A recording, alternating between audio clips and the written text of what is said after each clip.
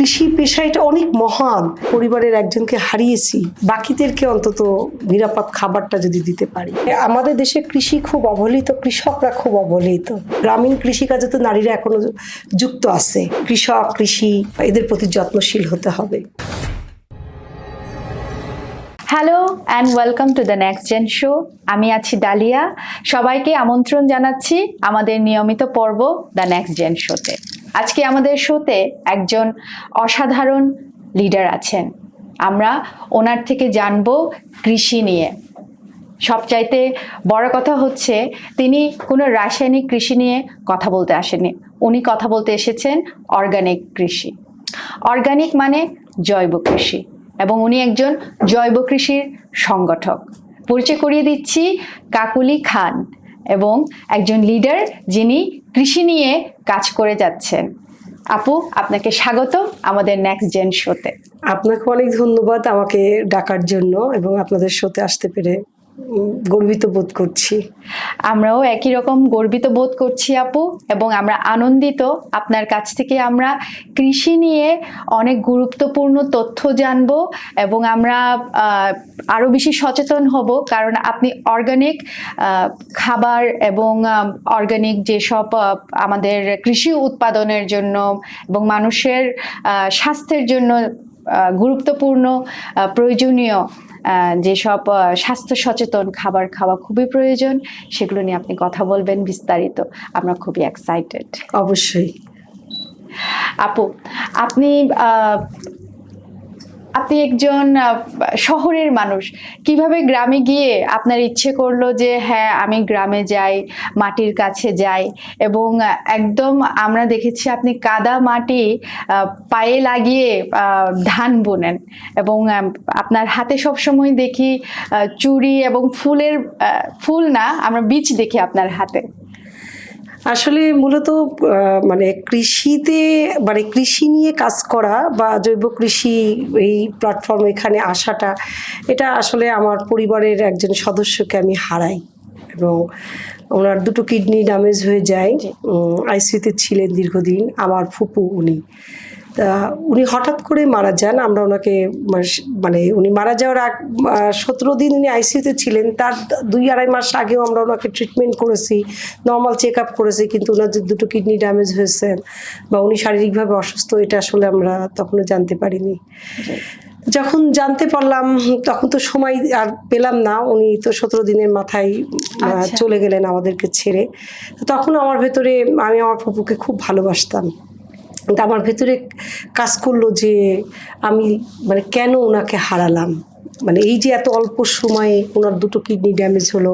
তো তখন আমি আসলে, আমার চাচা ছিলেন ডাক্তার, তা আমি ওনাকে জিজ্ঞাসা করলাম যে চাচা, এই যে ফুপু এত তাড়াতাড়ি একদম এই অল্প সময়ে উনি এই বয়সে চলে গেলেন।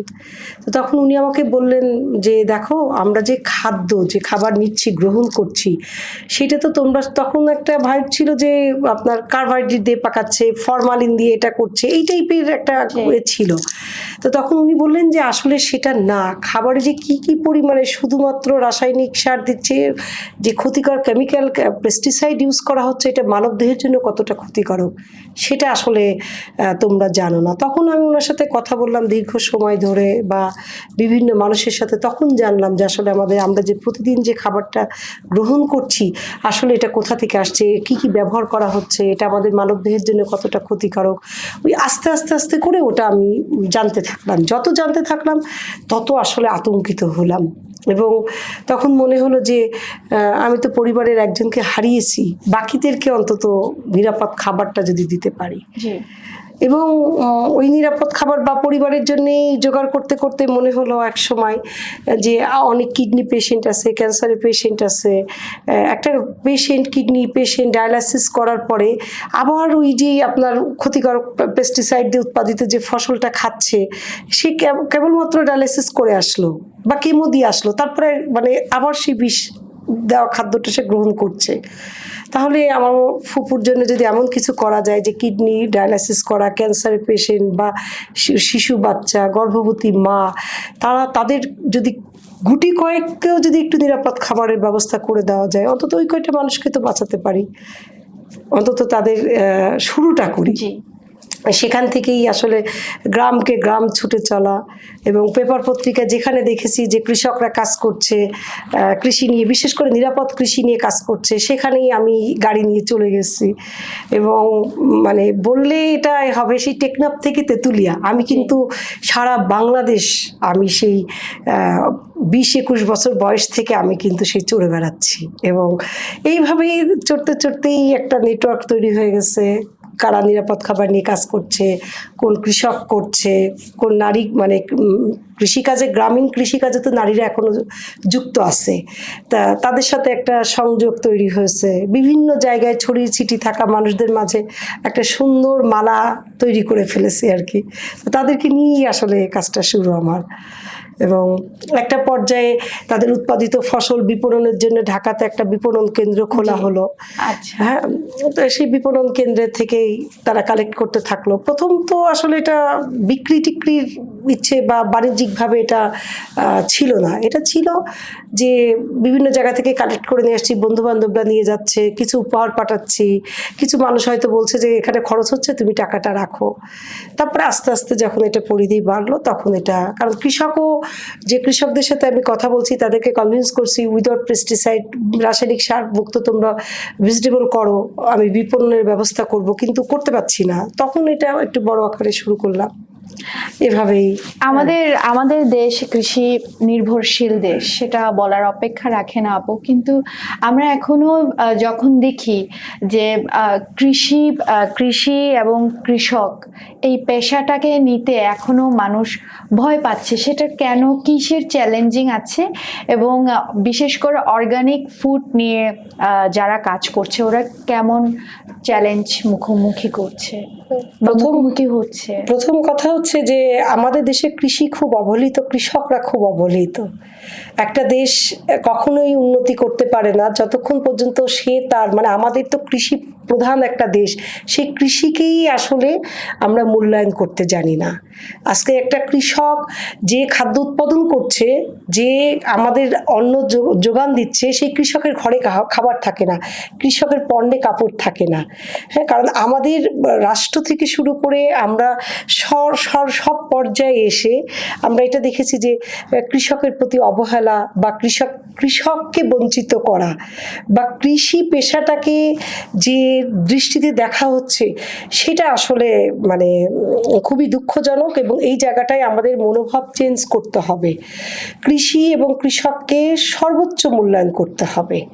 হ্যাঁ, এবং কৃষক যে মানে আমি মনে করি যে আমার যে সন্তান আজকে জন্ম নিচ্ছে, যে সন্তানকে আমি লালন পালন করে বড় করছি, তাকে স্কুলে দিচ্ছি, তাকে ভালো শিক্ষা দিচ্ছি, বস্ত্র দিচ্ছি, তাকে তার ভবিষ্যতের জন্য আমরা ডিপোজিট করছি, তার বেড়ে ওঠার জন্য যা যা দরকার আমরা করছি। কিন্তু আমাদের ওই সাথে সাথে ওই বাচ্চাটাকেও যে তার খাবার প্লেটে প্রতিদিন যে সে খাবারটা খাচ্ছে, সেই প্লেটে যে খাবারটা কোথা থেকে আসছে, এর উৎস কোথায়, সেটাও তাদেরকে শেখাতে হবে, সেটাও তাদেরকে জানাতে হবে।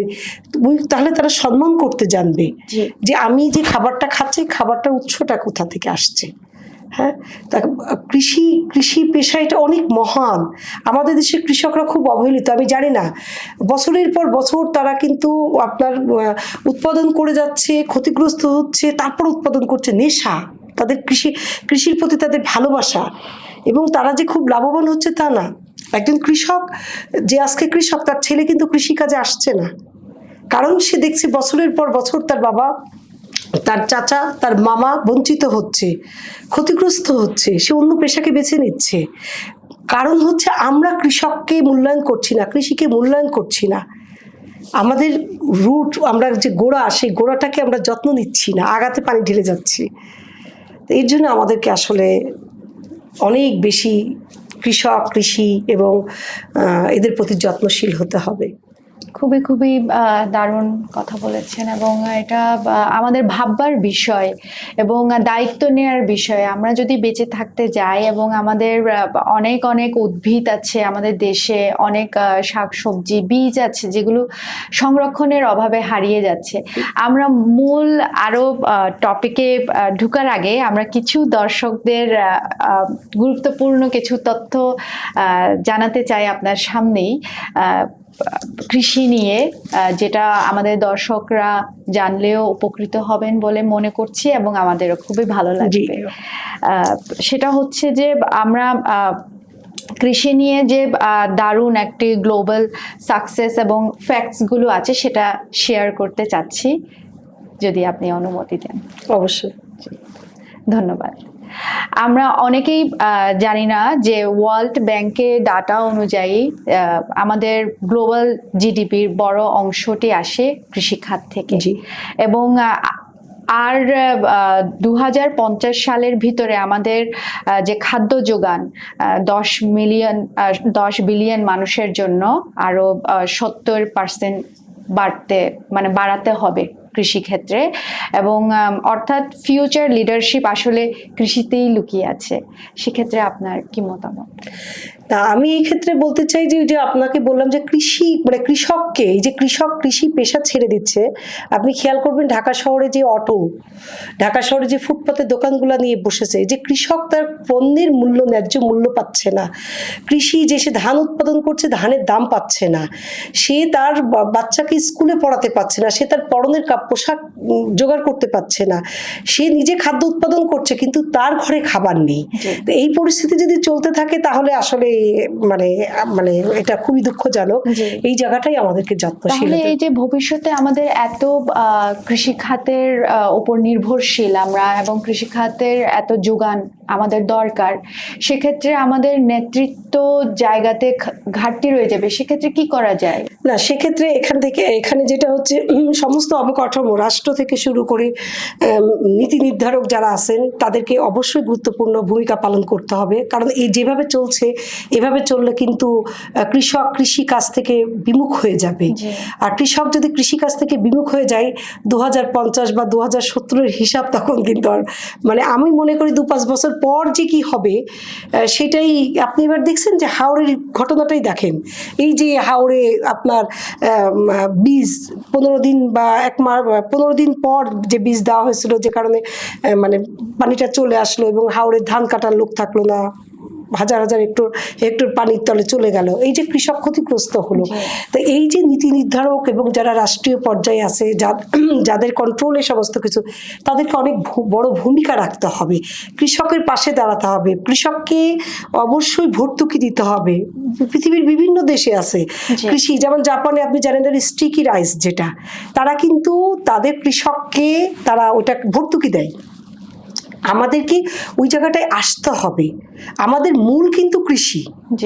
এই কৃষিতেই আমাদের বেশি অনেক উন্নয়ন হয়েছে, অনেক দেশের অনেক বড় বড় সেতু, বড় বড় প্ল্যাটফর্ম, অনেক কিছু হয়েছে, কিন্তু আলটিমেট আমাদের কিন্তু মাটি হচ্ছে আমাদের মূল উৎস।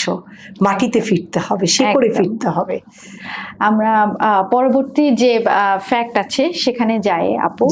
এবং নেদারল্যান্ডস দেখা গেছে যে আয়তনে আমাদের বাংলাদেশের চাইতে ছোট, কিন্তু তারা আধুনিক প্রযুক্তি এবং গ্রিন হাউস ফার্মিং ব্যবহার করে আজকে বিশ্বের দ্বিতীয় বৃহত্তম কৃষি রপ্তানিকারক দেশ।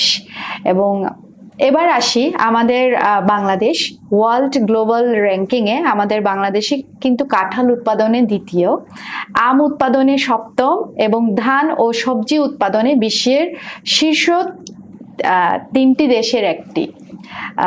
সো আপু, এই যে আমাদের বাংলাদেশ কৃষিতে এত এগিয়ে, আমরা সেটা নিয়ে কি আমরা অবগত আছি? না, অবশ্যই। আমি তো অবাক হয়ে যাই যে আপনি নেদারল্যান্ডের কথা বললেন বা উন্নত দেশগুলার, আপনি ওই দেশের সরকার তার কৃষককে কি পরিমাণে আপনার ভর্তুকি বলেন, সাপোর্ট বলেন, বা তাদের যে রকম, আমাদের কৃষকদের কাছে একটা ভালো সরঞ্জাম থাকে না, ধান কাটা, ধান শুকানো, বা তাদের ঠিকমতো তাদের সেই যোগান থাকে না। সেখানে আপনার উন্নত দেশগুলা সমস্ত কিছু দিয়ে তারপরে তারা ওই জায়গাটায়। আর আমাদের কৃষকরা চিন্তা করেন কি জীবনী শক্তি তাদের কাছে কিছু নেই, পর্যাপ্ত পরিমাণে না রাষ্ট্র তাদেরকে সাহায্য করছে, না আমাদের সমাজ ব্যবস্থা তাদেরকে করছে, কিন্তু তারা শুধুমাত্র মাটি আঁকড়ে রেখে তারা এই দেশকে ভালোবাসে, কৃষিকে ভালোবাসে, তারা সন্তান তুল্য কৃষিকে তারা তাদের সন্তানের সাথে তুলনা করে, এবং তারা তাদের সর্বস্ব দিয়ে তারা কিন্তু আমাদেরকে এই জায়গায় নিয়ে যাচ্ছে। তাহলে তাদেরকে যদি আমরা সাপোর্টটা করতে পারতাম, তাহলে আপনি কি মনে করেন যে নেদারল্যান্ড বা অন্যান্য দেশ যা করছে তার থেকে কি আরো বেশি এগিয়ে যেত না আমাদের দেশ? সেটাই বলছিলাম আপু। এবং এই যে আপনি বলছিলেন যে কৃষক আমাদের অন্নদাতা, কিন্তু কৃষকদের ন্যায্য মূল্য কিন্তু আমরা দিতে পারছি না। এবং মাঝখানে যে একটা সিন্ডিকেটের একটা ব্যাপার আছে, এবং না ভোক্তাদের কাছে অর্গানিক ফুড পৌঁছাতে পারছে এবং না কৃষকের কাছে ন্যায্য মূল্য, এবং কৃষকের যে কি বলবো এটা, যে একটা ন্যায্য অধিকার থাকে সেটা সে ফিল আপ করতে পারছে না। আপনার এখানে কি পরামর্শ? অর্গানিক কৃষি যদি বলেন আপনি, এক্ষেত্রে বেশ কিছু চ্যালেঞ্জিং আছে। যেমন আপনার ধরেন, আমি নিজে তো এই প্ল্যাটফর্মে প্রায় 16-17 বছর ধরে কাজ করছি, 15 বছর তো মাঠে আমি যাচ্ছি। আমাদের দেশের মানুষ নিরাপদ খাবার মুখে বলে যে আমরা অর্গানিক খাবো বা আমরা জৈব পদ্ধতিতে উৎপাদিত ফসল খাবো, কিন্তু যখন সে কিনতে যাচ্ছে, আপনি জানেন যে জৈব পদ্ধতিতে যে ফসল উৎপাদন করা হয় সেটা চেহারা খুব একটা সুন্দর থাকে না।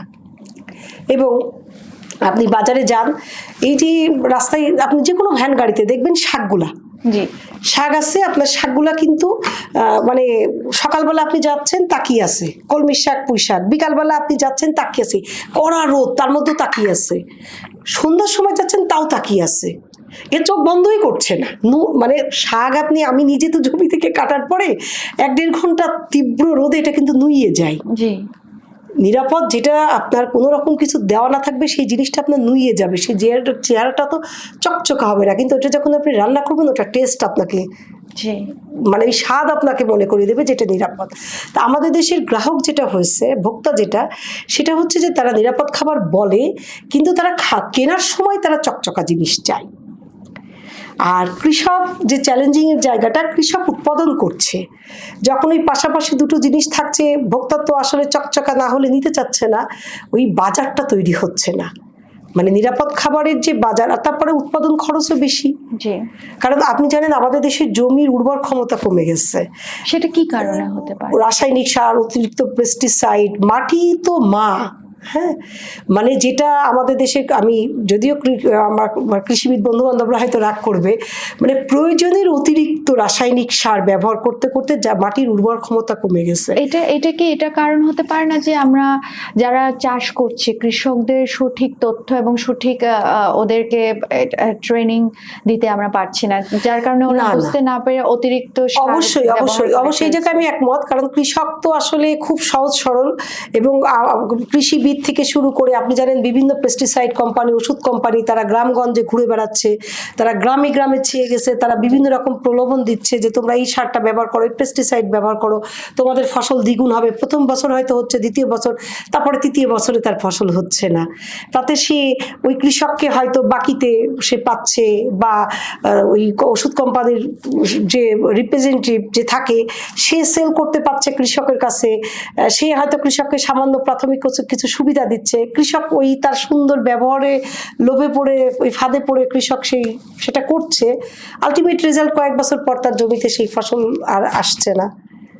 এর মানে আপু, যেটা আপনার কথার প্রেক্ষিতে অনুভব করছি আমি, শুধুমাত্র সরকার না, আমাদের জনগণেরও এটি দায়িত্ব। প্রত্যেকটি মানুষ, প্রত্যেক ঘরে প্রত্যেক মানুষের এটা দায়িত্ব এবং কর্তব্য যে নিজ নিজ জায়গায় সচেতন থাকা। এবং আমরা যখন সচেতন হব, আমরা সচেতনভাবে খাবার গ্রহণ করব, এবং সচেতনভাবে যারা অন্নদাতা এবং কৃষক, ওনাদের দায়িত্ব আমরা নিতে পারবো। এবং যখন এই রিপ্রেজেন্টেটিভ ওষুধ কোম্পানি যারা যায় ওনাদের কাছে, ওনারাও যদি সচেতন থাকে, তাহলে হচ্ছে যে আমরাও সঠিক ইনফরমেশন ওনাদের কাছে পৌঁছায় দিতে পারছি। জি জি জি না, এখানে হচ্ছে যে দেখেন, ভোক্তার বিষয়ে আমি একটু বলতে চাই। ওই যে আমি বললাম না যে নিরাপদ খাবার ভোক্তাকে তৈরি হতে হবে, মানসিকভাবে তৈরি হতে হবে। যেমন আমরা নিরাপদ খাবার নিয়ে কাজ করছি, আমরা ধরেন মধ্যবিত্ত পরিবারের, এই দীর্ঘদিন ধরে এটা কিন্তু একটা জায়গা থেকে এসে করছি। ভোক্তাকে এটা মনে করতে হবে যে এই যে নিরাপদ খাবার নিয়ে যারা কাজ করছে, তারা মোটেও, আমরা অন্য পেশায় যেতে পারি, কিন্তু আমরা কিন্তু সোসাইটির জন্য কাজ করছি। যে কৃষক ফসল উৎপাদন করছে সেও আমার জন্য কাজ করছে, আমি কৃষকের উৎপাদিত পণ্য বা আমি নিজে পণ্য উৎপাদন করছি সেটা যে একটা ভোক্তার কাছে নিরাপদ, এটা কিন্তু নিরাপদ খাবার দিচ্ছি, তাকে ডাক্তারের কাছে যেতে হবে না। হ্যাঁ, তো তাকে ওই জায়গাটাই তাকে গ্রহণ করার মন মানসিকতা থাকতে হবে। আমাদের দেশের ভোক্তা যারা, আপনি আড়ঙে যান, আপনি কার্ড পাঞ্চ করবেন, আপনি রেস্টুরেন্টে যান, কার্ড পাঞ্চ করুন, আপনি খেয়ে আসবেন, আপনি সেখানে ভ্যাট সহ দেবেন, আপনি দাম জিজ্ঞাসা করবেন না। কিন্তু নিরাপদ খাবার উৎপাদনে যখন 2 টাকার জায়গায় 4 টাকা হয়ে যাবে, তখন আপনি কিন্তু সেখানে প্রশ্ন করছেন একটা মাসে কত 2,000, 3,000 না 5,000 টাকা সবজি লাগছে। আমি মাস পিপুলের কথা বলছি না, কারণ আমরা দরিদ্র দেশ, আমি সেটা জানি, কিন্তু যাদের সক্ষমতা আছে তারাও আমরা ওই শাগালা 8 টাকা মানে 10 টাকার একটা শাকের আটি দাম বললে বলে কি এটা 8 টাকা দিয়ে, মানে ও চিন্তাই করে না। আমার মাঝে মাঝে এটা মনে হয় যে ওনাকে দিয়ে ওই একটা একটা করে শাক দিয়ে আটিটা একবার বাঁধানো উচিত, তাহলে ও বুঝবে যে কতটা শাক, এই যে আটি বাঁধতে যে সময়টা লাগে। মানে আপনি বিশ্বাস করেন, কৃষি পণ্যের দাম তো আমরা দিই না। আমি আপনাকে আগেও বলেছি যে কৃষক শুধুমাত্র আমাদের দেশের কৃষক জিনিয়াস, আমাদের দেশের কৃষক সোনা, মানে সোনার যে মন মানসিকতা তাদের, যে বৃহৎ হৃদয়ের, কারণ তারা এই কৃষিকাজটাকে এত বেশি ভালোবাসে, তারা কোনো রকম পারিশ্রমিক বা কোনো রকম সুদূর প্রসারী পরিকল্পনা ছাড়াই বছরের পর বছর তারা শুধু আমাদের সেবা করে যাচ্ছে। ভালো না বাসলে এই কাজ তারা করতে পারে না, এখানে তারা মুনাফা সেভাবে পাচ্ছে না। এটা খুবই কষ্টদায়ক ভাবতে। এই আমাদেরকে পরিবর্তন করতে হবে। আমাকে মনে করতে হবে যে আমি ডাক্তারের কাছে যে ওষুধ, যে টাকা দিচ্ছি সেটা দেব না। আমি যখন রেস্টুরেন্টে যাই, ওয়েটারকে আমি 200 টাকা দিয়ে দিচ্ছি, 100 টাকা দিয়ে দিচ্ছি, তাহলে কোনো একজন কৃষক যে ঝুড়িতে করে শাক বিক্রি করছে, আমরা এটা বলি যে কোনোদিন ওর কাছে আমি বলবো না যে 12 টাকার শাক তুই আবার 8 টাকা দিই। এই যে ওনাদেরকে ভ্যালিউ দিতে না পারে, এক্ষেত্রে আপু আপনার এখানে কি মতামত আছে? আমার এখানে স্কুলে, হ্যাঁ আমি বলছিলাম, আমরা এই প্রশ্নটা খুবই আমার নিজের থেকে গুরুত্বপূর্ণ, এই জন্য জিজ্ঞেস করছি যে স্কুলে যখন আমরা টেক্সট বুকে আমরা পড়ি, কৃষি আমাদের একটি সাবজেক্ট আছে, কিন্তু আমাদেরকে কখনো মাঠে নিয়ে যাওয়া হয়নি। প্র্যাকটিক্যালি আমাদেরকে ধান কিভাবে লাগানো হয় বা সবজি কিভাবে ফলানো হয় সেভাবে কখনো আমাদেরকে প্র্যাকটিক্যালি নিয়ে যাওয়া হয়নি। হয়তো ম্যানেজমেন্ট বা এতগুলো বাচ্চাদের নিরাপত্তার খাতিরে এই ব্যবস্থা। তবে আপনার কি মনে হয় যে স্কুল বাচ্চাদের দিয়ে কি শুরু করানো যায়, যে ওদেরকে প্র্যাকটিক্যালি ভাবেও ওই রুটে গিয়ে ওদের সাথে কানেক্ট করতে পারা? আমি এটা সবসময়ই বলি, নিরাপদ খাবার নিয়ে যতদিন ধরে কাজ করছি, সেটা হচ্ছে যে এই দেশের কৃষক এবং এটার যদি সুদূর প্রসারী পরিকল্পনা আমাদের থাকে, যেটা আমাদের মূল, এবং এই পেশা আমাদেরকে সেই গুরুত্বর জায়গায় যদি নিয়ে যেতে হয়, তাহলে অবশ্যই আজকে আমার যে সন্তান ছোট থেকে সে যেমন লেখা শিখছে, সে যেমন খাবার বা সে যেমন সমস্ত কিছু সম্পর্কে জানছে, কৃষি সম্পর্কে জানতে হবে, কৃষকের কাছাকাছি জানতে হবে, সে কোন ফসলটা কোন সিজনে উঠছে, এই ফসল কিভাবে তৈরি হচ্ছে, এই যে কৃষক কিভাবে তার অন্ন বা তাদের খাবার, মানে আমি তো মনে করি স্রষ্টা তো একজন আমাদেরকে সৃষ্টি করেছে, দ্বিতীয় আমি মনে করি আমার দেশের কৃষক। আমি কৃষককে সেই জায়গায় রাখি, এবং প্রত্যেকটা শিশুকে একদম বাধ্যতামূলক স্কুল বলেন, কলেজ বলেন, ইউনিভার্সিটি বলেন, মানে বাধ্যতামূলক কৃষি জানতে হবে। একটা দেশের উন্নতি তখনই হবে যখন তার সেই দেশের কৃষিকে সর্বোচ্চ মূল্যায়ন করা হবে, কারণ আমরা কৃষি প্রধান দেশ, আমাদেরকে এই জায়গায় ফিরতে হবে এবং এটা বাধ্যতামূলক করতে হবে।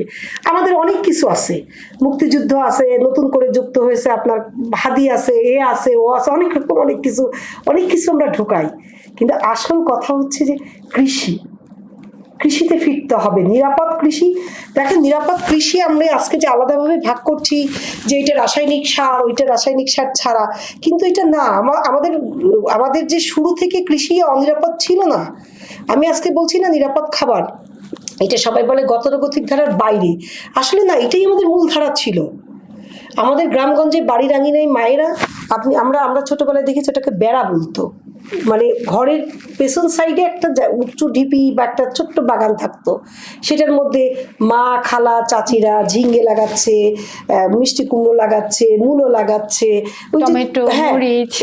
এবং সপ্তাহে একদিন বাজারে যেত, বাজার করতে বাবারা বা নানারা বাজার করতে যেত, কিন্তু বাকি দিনগুলো কিন্তু ওই এর থেকে বাড়ির আঙিনার এর থেকে সবজি নিয়ে আপনার চলে যেত। তো এখন ওই কারণেই বলছি যে ওই চর্চাটাও কিন্তু আমাদের এখন নেই। হ্যাঁ, যেমন আমার প্রতিষ্ঠানের নাম শুদ্ধ কৃষি। শুদ্ধ কৃষিতে যে আমার যে ফসলগুলো আসে সেগুলো কিন্তু বাড়ির আঙিনার মায়েদের তৈরি, এবং ওই মায়েদেরকে আমরা নিরাপদ বীজ, দেশি বীজ দিই তাদেরকে, কারণ বাড়ির আঙিনায় যে ফসলটা উৎপাদন করা হয় সেটা কিন্তু কোনো রকম পেস্টিসাইড দেওয়া হয় না। জি। মায়েরা এখনো রাতে খাওয়ার পরে হাঁড়ির মধ্যে যে ভাত পানি রেখে দেয় ওই গাছের গোড়ায় হয়তো দিয়ে দিল, পোকা হচ্ছে ছাই ছিটিয়ে দিয়ে দিল, গরুর গোবর হয়েছে গোবর দিয়ে দিল। আর অল্প ফসল হলে সেখানে আসলে ওই ধরনের পোকার আক্রমণও থাকে না।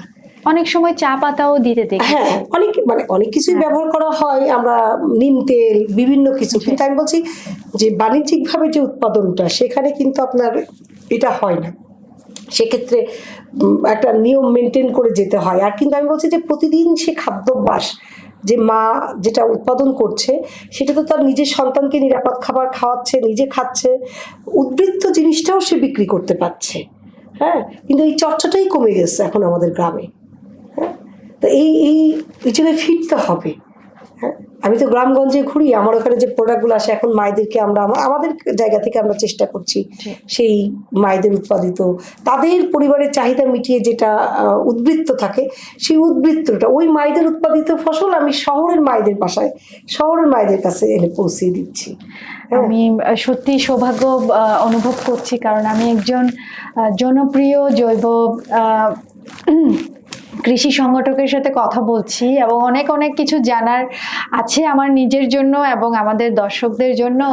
আপনি অনেক তথ্যবহুল আমাদের তথ্য দিয়েছেন, যেটি আমাদের সচেতনতা বাড়ার এবং জীবনে চলার পথে অনেক অনেক সাহায্য করবে। চমৎকার আপু, এ পর্যায়ে আমরা আপনার সঙ্গে একটি র্যাপিড ফায়ার খেলতে চাই এবং এখানে ছোট্ট করে আপনার উত্তর দিতে হবে। জি।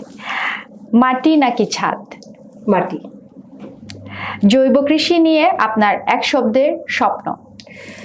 সারা বাংলাদেশে নিরাপদ কৃষি হোক আমাদের স্বপ্ন এবং সফল। আপনার স্বপ্ন এবং আমাদের স্বপ্ন একই। এবং হতাশ তরুণদের জন্য আপনার এক লাইনের পরামর্শ? সবুজের কাছে চলে যাও। সবুজ মানুষকে উজ্জীবিত করে, শক্তি যোগায়। দারুণ আপু, কৃষি কিভাবে একজন মানুষের মানসিকতা পজিটিভ করতে পারে? এটা হচ্ছে একটা বীজ থেকে যখন একটা গাছ মাটি থেকে যখন ফুঁড়ে ওটা বের হচ্ছে, এটা আসলে এত আনন্দদায়ক যে ওইটার সাথে যারা সম্পৃক্ত থাকবে জীবন তাদের কাছে একেবারে আনন্দময় হয়ে যাবে। একজন তরুণ কিভাবে আপনার মতো এই সেক্টরে এসে নিজে সফল হতে পারবে? প্রথম কথা, তাকে আগে নিজেকে সুস্থ থাকতে হবে। সে যদি সুস্থ থাকে তবে তাকে এই নিরাপদ কৃষি তাকে আনন্দ দেবে এবং সে এখানে সফলতা অর্জন করবে। একই সাথে সমাজের জন্য একটি বড় ইন্সপিরেশন হতে পারে কৃষি। দেখুন, আমরা কৃষি প্রধান দেশ, এর বিকল্প কিছু নেই। কৃষিকেই আমাদের আঁকড়িয়ে ধরতে হবে এবং গোড়াতে আমাদেরকে ফিরতে হবে। চমৎকার বলেছেন আপু। এবং আমরা এবার জানতে চাইবো আপনার প্রতিষ্ঠানের কথা। আমরা জানি আপনি একটি কৃষি নির্ভর একটি প্রতিষ্ঠান আছে, আপনি সেটি চালান এবং অনেক অনেক তরুণ সেখানে কাজ করছে। ওনাদের সম্পর্কেও জানতে চাই এবং আপনার প্রতিষ্ঠানের স্বপ্ন কি, আমরা ভবিষ্যতে আপনার পরিকল্পনা কি? আচ্ছা, আমার প্রতিষ্ঠানের নাম হচ্ছে শুদ্ধ কৃষি। এটা মূলত গ্রিন রোডে আমার আউটলেট আছে এবং ইউনিমার্ট, আপনি জানেন ইউনিমার্টের প্রত্যেকটা ইউনিমার্টে আমার শুদ্ধ কৃষির একটা কর্নার আছে। এখানে মূলত মায়েদের ঘরে উৎপাদিত বাড়ির আঙিনায় যে ফসল সেই সবজিগুলো আসে। আদিবাসীদের কিছু সবজি আমার এখানে আসে, এবং আমার নিজস্ব উৎপাদিত কন্ট্রাক্ট ফার্মিং এবং সেখানে কিছু আসে। আদি জাতির চাল, আমাদের দেশে যত হারিয়ে যাওয়া আদি জাতির চাল, আমি নিজেও ধান নিয়ে কাজ করি, সেই চালগুলো আমার এখানে আসে। আর এখানে যে তরুণ বা তরুণীরা কাজ করছে বিভিন্ন জায়গা থেকে, এবং তারা স্কুল গোয়িং, কলেজে যাচ্ছে, পার্ট টাইম তারা কাজ করছে। তারপরে গৃহবধূ যারা আপনার কোনোদিন কোনো চাকরি করেনি, চাকরি করবে না, কিন্তু তারা তাদের সংসার সামলানোর পাশাপাশি আমার শুদ্ধ কৃষিতে তারা গ্রামগঞ্জে যে প্রোডাক্টগুলো কালেক্ট করা, সেগুলো প্যাকেজিং করা, সেগুলো ঢাকাতে পাঠানো, ঘরে বসে তারা এটা করছে। হ্যাঁ, এবং মানে এটা আমার একটা পরিবার আসলে বলতে পারেন। আমি তো দীর্ঘদিন ধরে তাদের সাথে কাজ করছি, এবং এই আমি তা তো মানে কৃষির সাথে প্রায় 15 বছর তো আমি মাঠ লেভেলে ছুটোছুটি করছি। হ্যাঁ, বিপণন আমি এসেছি 10 বছর, বিপণন 10 বছর পার হয়ে 11তে পড়লো, কিন্তু আসলে আমি তার আগে সারা বাংলাদেশ ঘুরেছি। মানে বিপণন করবো এটা আমি কখনো চিন্তা করিনি। এটা হচ্ছে যে কৃষকের উৎপাদিত পণ্য আমার কথায় তারা উৎপাদন করছে, কিন্তু বিপণনের জায়গা ছিল না। আর আপনি জানেন আমাদের দেশের নিরাপদ খাবার নিয়ে আমরা যারা কাজ করি, এটা তো সংখ্যা খুবই কম। আর পৃথিবীব্যাপী এই যে মানে করোনা, তারপরে আপনার এই যে আমাদের 5ই আগস্ট, মানে এই ধরনের এক এক সময় এক একটা বিপর্যয় তো আমাদের দেশে আসে। সেখানে নর্মাল কৃষিটাই তো আমাদের আসলে পিছিয়ে আছে। তারপরে নিরাপদ কৃষিটা তো অনেক চ্যালেঞ্জিং একটা বিষয়। তা সব মিলিয়ে আমরা এই চ্যালেঞ্জ বলেন নিজেদের জন্য হোক, সন্তানদের জন্য হোক, এবং আমার সন্তান সমতুল্য যে সন্তান আছে তাদের গুটি কয়েকের মুখেও যদি নিরাপদ খাবার দিতে পারি, সেটাই আমার সার্থকতা। এবং আমি মনে করি শুধু আমি না, আমার সন্তান বা আমার পরবর্তী প্রজন্মের জন্যে আমাদেরকে অবশ্যই কিছু না কিছু রাস্তা তৈরি করে যেতে হবে, যাতে, কারণ তাদের জন্য আরো কঠিন হয়ে যাবে দুনিয়াটা, আরো কঠিন দিন আসছে। তো এইখানে যদি কিছু একটা করে যেতে পারি আর কি, সেই চেষ্টাটা অব্যাহত থাকবে যতক্ষণ সুস্থ স্বাভাবিক আছি আর কি। জি, আপনার কথা শুনে আমার একটা কথা মাথায় আসে, সেটা হচ্ছে আমাদের ওষুধ খাওয়া কমে যেত যদি আমরা সঠিক শুদ্ধ বিশুদ্ধ খাবার খেতে পারি।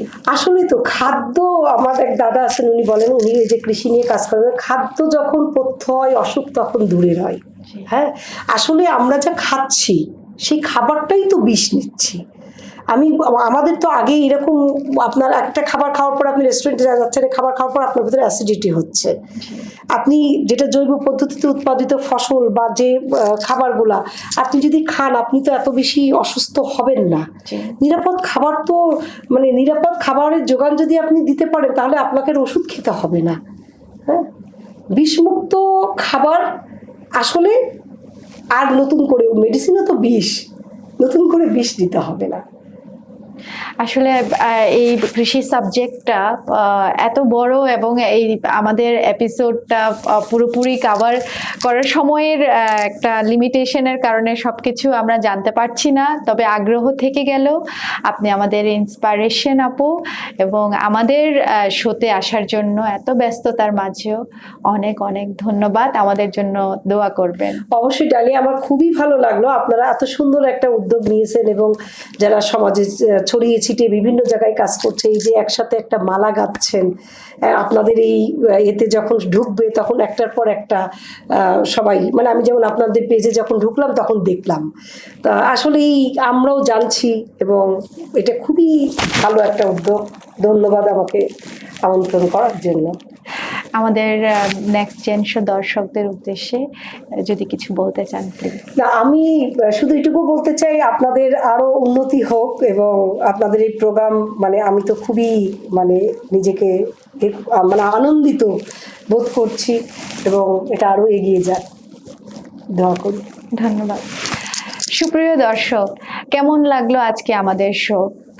দেখলেন তো আজকে আমাদের যিনি আসছেন লিডার, যিনি কৃষি নিয়ে দুর্দান্তভাবে কাজ করে যাচ্ছেন, এবং উনি কিন্তু বললেন যে বিশুদ্ধ খাবার এবং অর্গানিক খাবার আমাদেরকে কিভাবে সাহায্য করে সুস্থভাবে বাঁচার জন্য। এবং আমি এরই সাথে ওনার সাথে একমত, এবং একটি কথা অ্যাড করতে চাই যে ঘরের আশেপাশে অবশ্যই ওষুধে গাছগুলো লাগাবেন, এবং একটা কথা আমরা সবাই জানি, গাছ লাগান, পরিবেশ বাঁচান, এবং আগামী পর্ব দেখার আমন্ত্রণ জানিয়ে আজকে আমরা এখানেই শেষ করছি। ততদিন না, সব সময়ের জন্য নিরাপদ থাকবেন, নিরাপদ খাবার খাবেন এবং সবাইকে ধন্যবাদ জানাচ্ছি।